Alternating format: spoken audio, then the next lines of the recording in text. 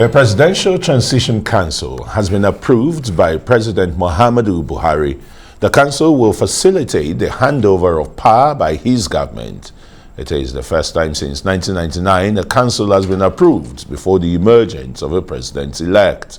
The Executive Order Number 14 of 2023 has also been put in place by the Buhari government to enable a seamless transition of power from one presidential administration to another.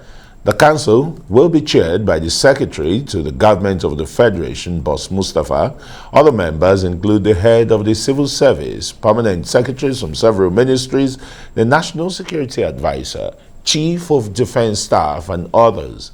The Transition Council will be inaugurated next Tuesday. Okay, joining us now is Arise analyst Professor Anthony Kila. Hello, Prof. Very warm welcome to Newsnight. Tell us, this is coming almost like the lightning of speed, some 3 months before the exit of President Buhari. It looks as if he's in a hurry to leave and say, hey, look, Nigerians, take your problems and go ahead and sort yourselves out. Does it look like that? Well, that is one way to look at it. It is possible to look at it from a personal and political view to say that the president cannot wait to go. I think that is the general sentiment. And it's understandable, it's really, and we must say this, regardless of your political divide, it's not easy to be president of Nigeria. It is understandable that the man wants to go. He has said it many times. He's done his best, and he cannot wait to leave this leadership, steering this ship. But on the other side, that's a personal and political thing. But as an institutional thing here, he's making a statement. This concept of having a transition committee about 100 days to the end of administration sends a very clear message. He sends a message to say, I am ready to go. Election will hold. It is not true that I am planning to scuttle elections. I'm hoping for a smooth transition. And I say this, and those who know me will know how critical I am of the Buhari administration. But the fact is, what is true is true. When I am for or against the Buhari administration, I hope viewers and readers, I hope they know I deal with facts and figures. The fact is, with this position, the president is sending a signal to the whole world to say, yes, I am ready to go. I'm not planning for a third term. Election will hold. Nobody, not anybody, not myself, is planning to scuttle the process. So that's a very crucial thing.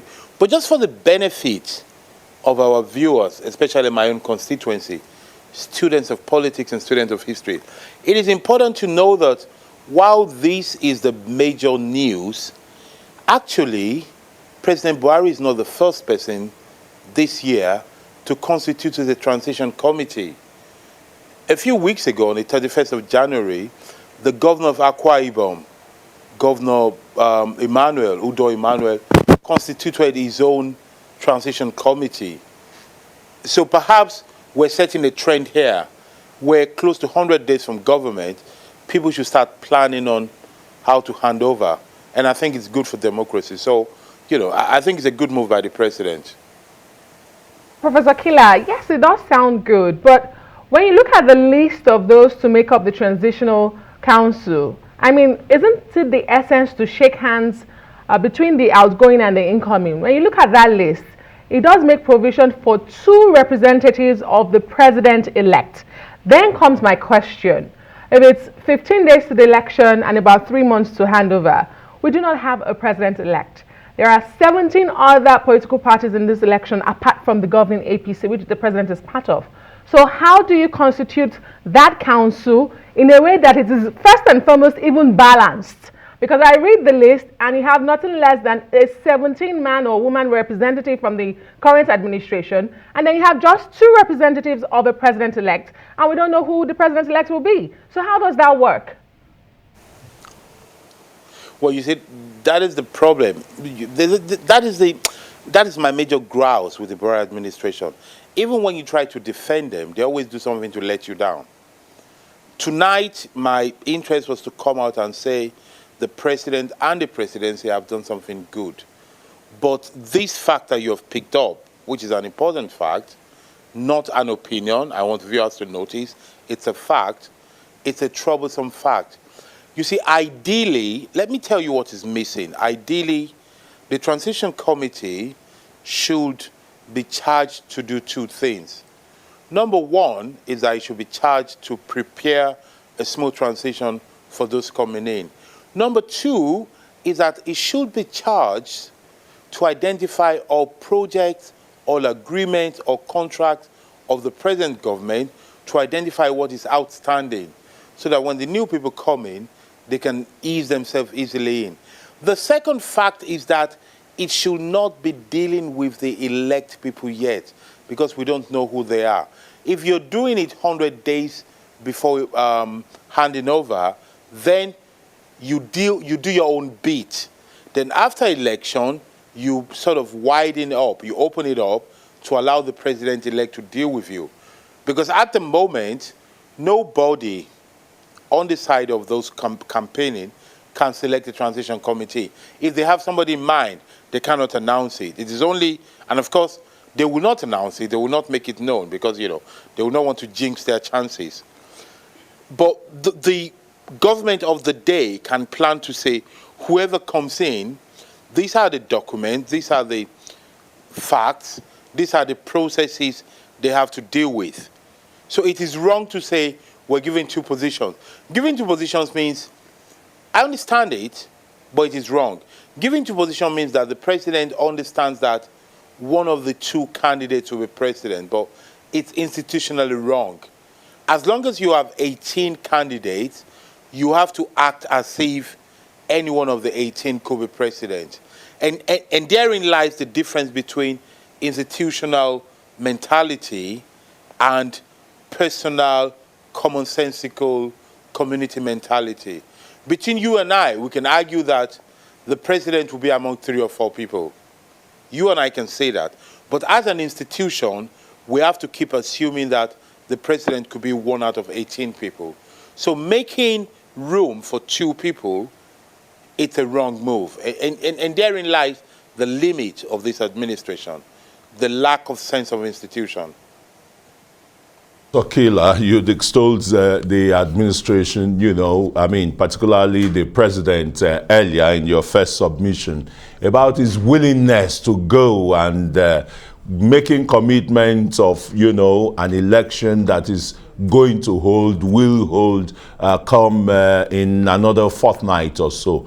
But where are these doubting Thomases, I would say, about wanting to read meanings into the Presidential Transition Council as a sine qua non for the ING, Interim National Government? Can there be any correlation, or what kind of mentality, you know, is being exuded here, Prof? Oh, well, you can't blame them because unfortunately, and you know, this is one of the downside of our democracy from 1999, but majorly from 2015 onwards, we've not been able to create certainty. We've created a system where everything is in doubt. Just 24 hours ago, i.e. yesterday, the Supreme Court gave a judgment about, you know, the design of the Naira. And we're getting interpretations. It shouldn't be that way. It shows you that our democracy is not stable yet. You see, in democracies like the American or the British democracy, when a prime minister is impeached in the UK, when a president is elected or voted out in the USA, you don't need to be a genius to know what will happen next, because practice, tradition, law, and general behavior tells you what will happen. Unfortunately, we have the situation here where we're not sure of what's going to happen yet. And that is why people can read meaning to it. I belong to some WhatsApp group, quietly, but I do belong to them. And one of the things people are saying is that, oh, the president is just doing this to show that he's ticking the boxes so that people like Anthony Kila cannot accuse him of not being ready to go, which made me smile. It's unfortunate, and those who want to build this country, I appeal majorly to citizens, not politicians, need to understand that contrary to what we think, one of the major roles of government is not building roads, is not fixing power, is not fixing health. Is not making Naira available. Those are very important things. But one of the crucial roles of government is certainty, so that when the government of the country says something, you do not doubt it. You know that is what it means. The fact that we doubt it, the fact that you bring up this point, and I must say legitimate and logical doubts you bring up, because a lot of people are bringing those points out, it's an index of how far we've developed, and it shows you that maybe a lot has been done, but many more needs to be done.